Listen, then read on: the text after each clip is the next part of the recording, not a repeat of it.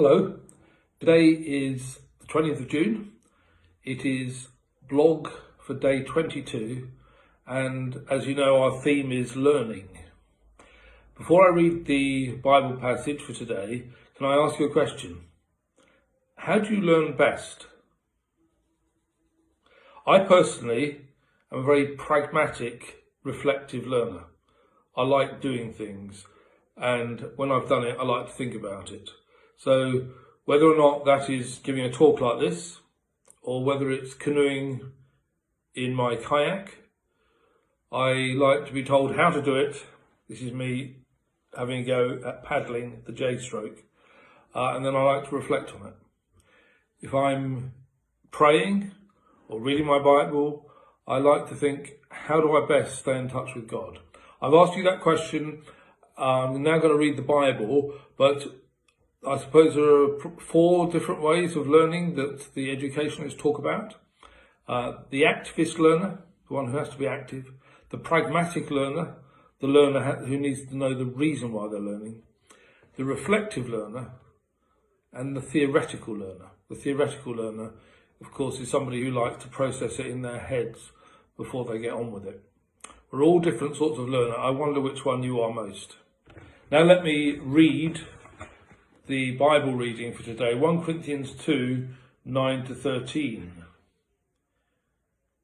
However, as it is written, says Paul, no eye has seen, no ear has heard, no mind has conceived what God has prepared for those who love him. But God has revealed it to us by his Spirit.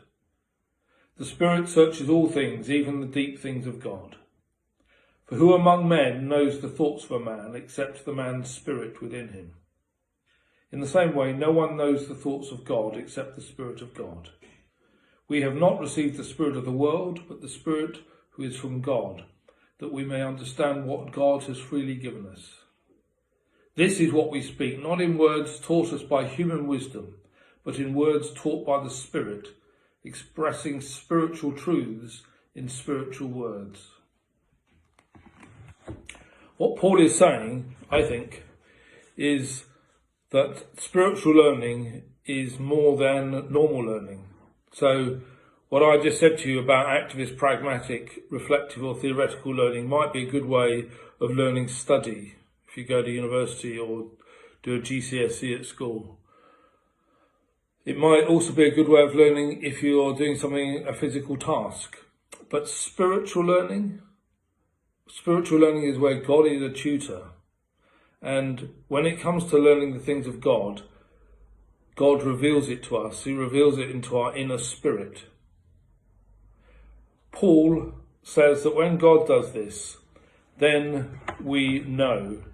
He says we've not received the spirit of the world, but the Spirit who's from God, that we may understand what God has freely given us. He's talking about a deeper way of knowing. And theologians have always struggled with revelation because it's extracurricular. It's more than being brainy. It's more than being apt to learning. It's God giving a direct insight into the human spirit. So let me just leave you with that thought. Maybe you want to dwell again on that first verse that I read out. No eye has seen, no ear has heard, no mind has conceived what God has prepared for those who love him. So go and sit under a tree. Go and sit in the garden. Go and be still and reflect on God's love for you.